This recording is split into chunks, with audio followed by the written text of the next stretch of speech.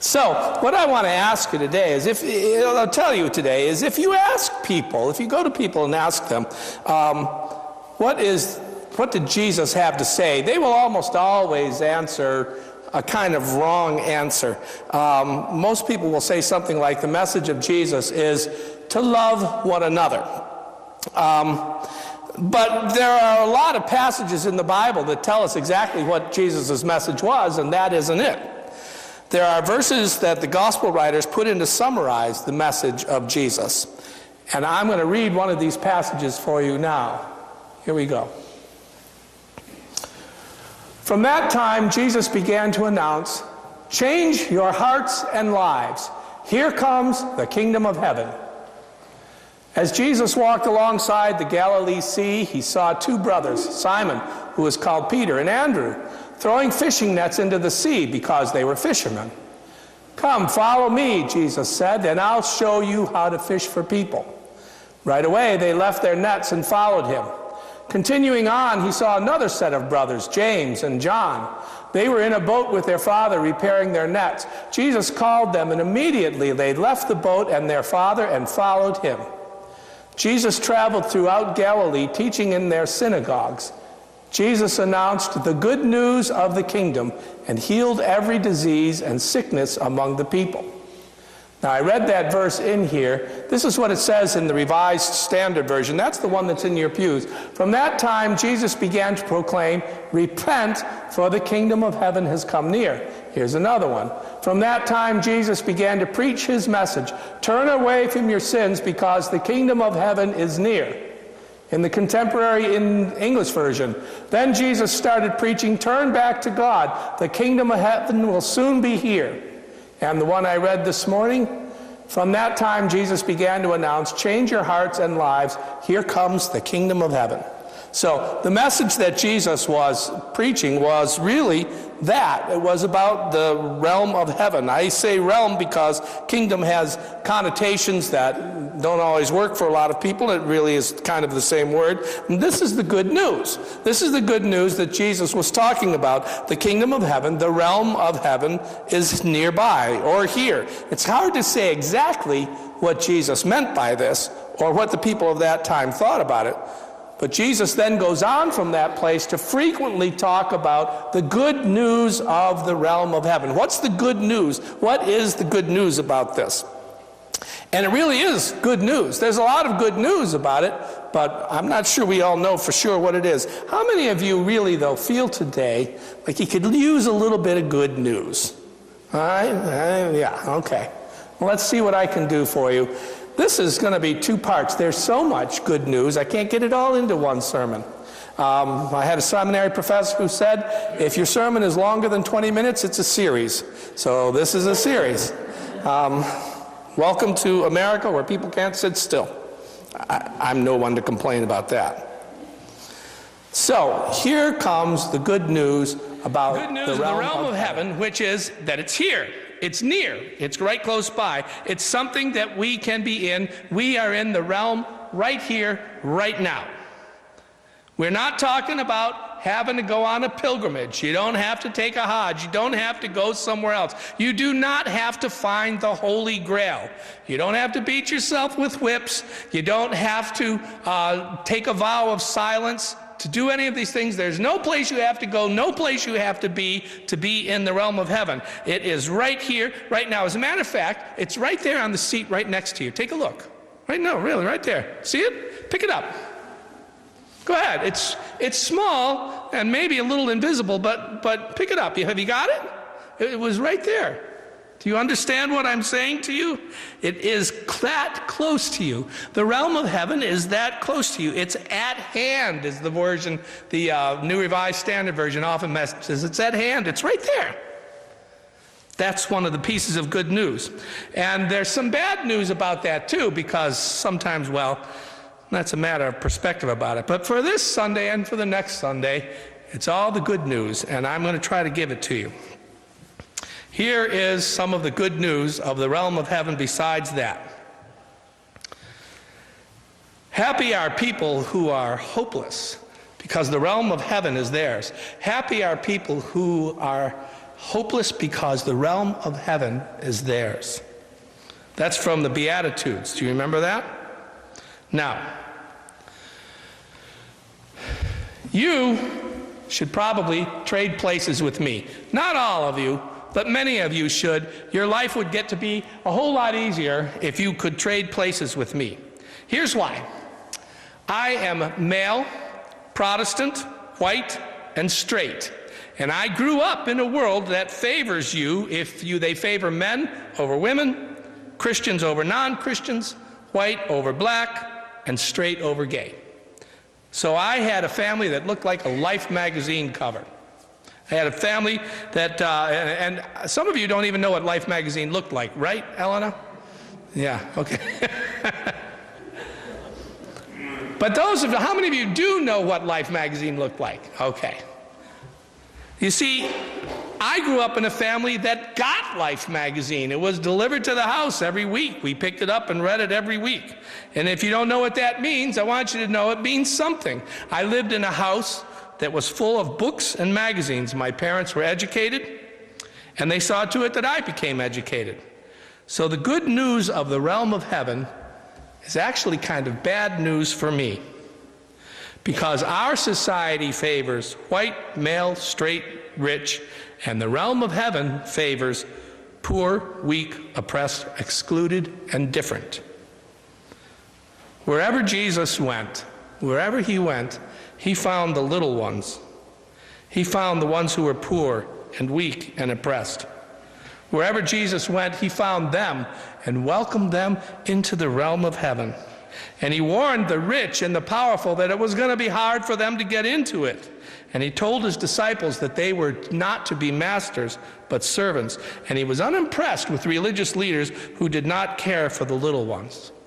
So the good news of the realm is that if you are young, female, gay, poor, undereducated, jobless, homeless, disabled, diseased, you are welcome.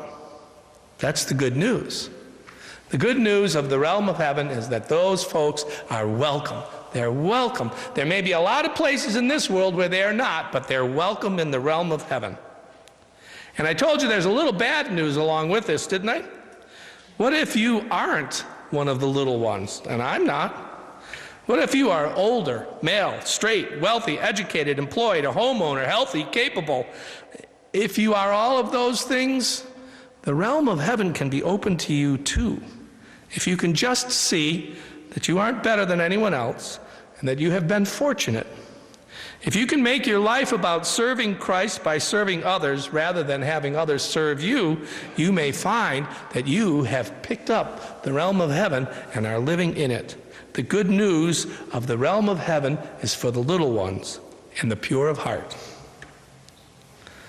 Let's go on to another one. The realm of heaven is of great value. The realm of heaven is like a treasure that somebody hid in a field, which someone else found and covered up. Full of joy, the finder sold everything and bought that field. Let me update that story a little bit. Suppose you are on vacation and you are staying at a cabin somewhere on a little island on the coast of Maine, and one day you are down on the beach and you decide you're going to build a sandcastle. And you're digging a hole when you strike a wooden and iron box about this big. What is it? What is it?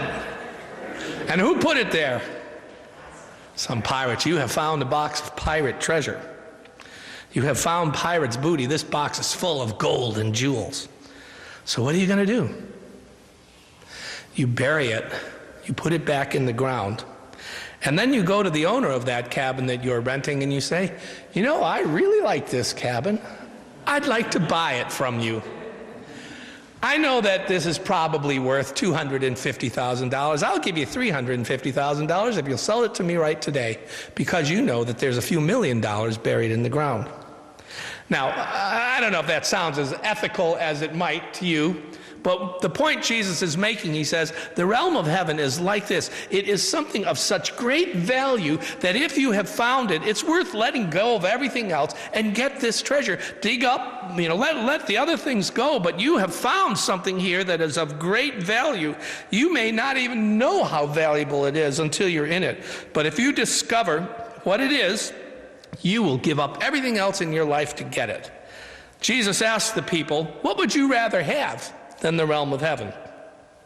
Would you rather have wealth that you can lose? Would you rather have honor and fame that you can't count on, to depend on, because other people will knock you off that pedestal if they can? Would you rather have power when God is the only true power? Would you rather have peace? Well then, pick up the realm of heaven and live in it. The good news of the realm is that once you've found your way into it, it's worth everything else that you've got. It's peace, wholeness, truth, hope, love, satisfaction. You have it, and it is your true home. And it's a pearl, it's a treasure, it's a great inheritance, Jesus says. And what else are you looking for? Find this. Find the realm of heaven. The other things won't matter so much. Another one. Jesus announced the good news of the realm of heaven and healed every disease and sickness among the people. This statement occurs more than once. Jesus taught about the realm of heaven and healed when he did.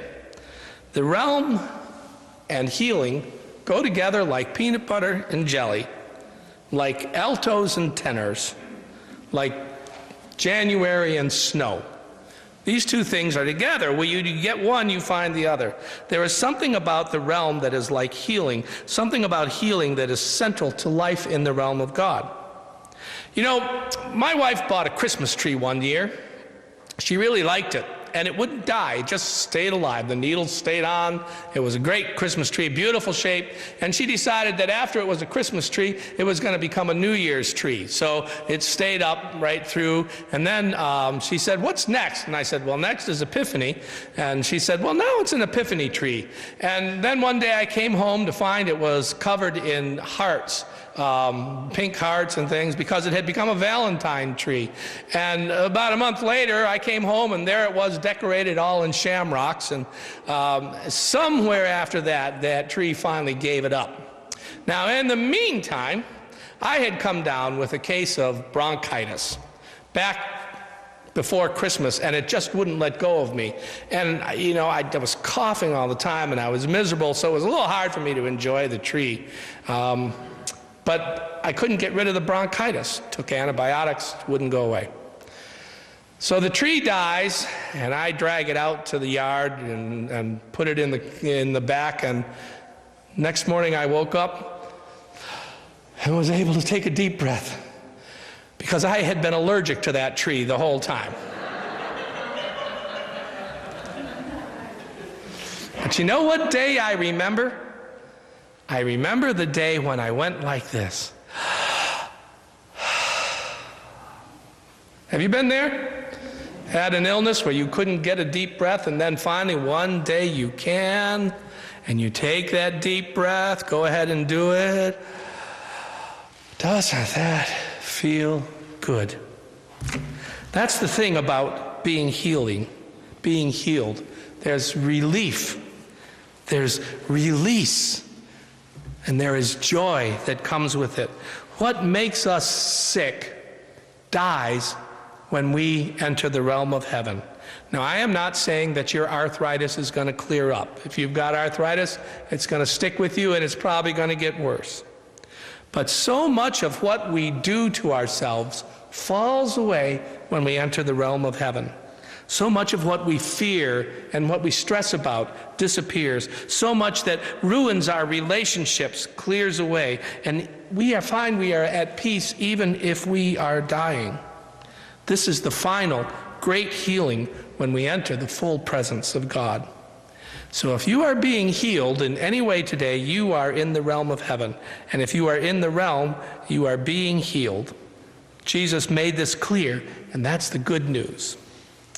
One more little piece of good news for you. I assure you that when you have done it for one of the least of these brothers and sisters of mine, you have done it for me. Jesus tells the story of the sheep and the goats. Do you know the story?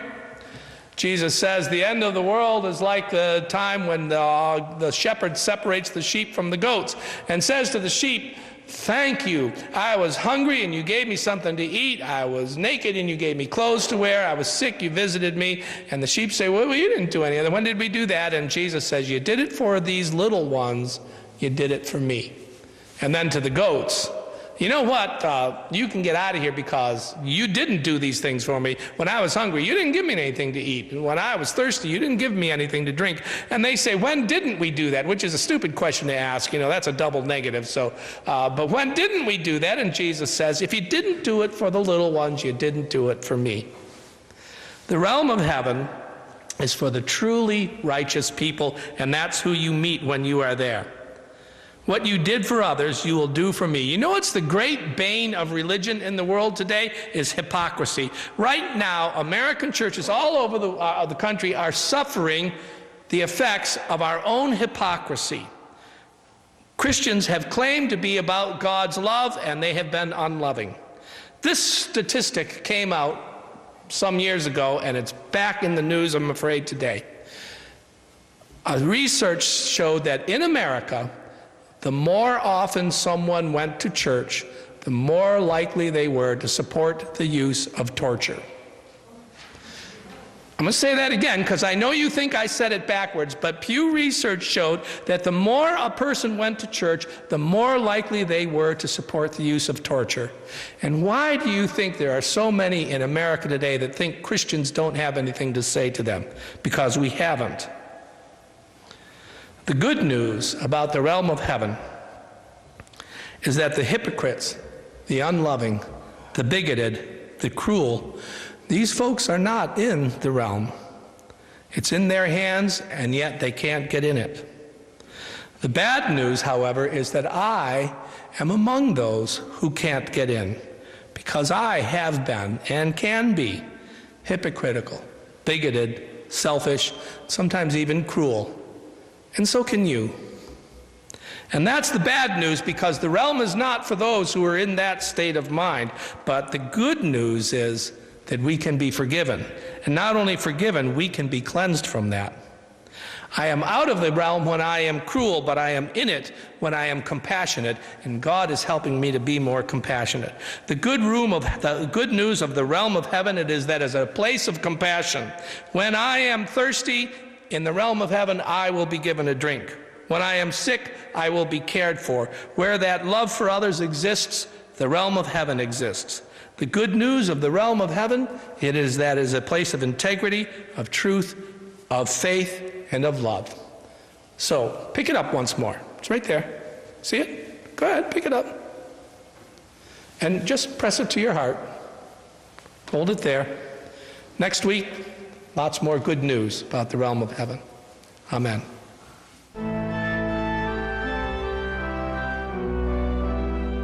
You've been listening to a sermon by Reverend Stephen Carnahan, pastor of High Street Congregational Church in Auburn, Maine. If you feel inspired by what you hear, we invite you to join us in person for worship services every Sunday morning, beginning at 10 o'clock. Of course, you can always listen to Steve's sermons on the web.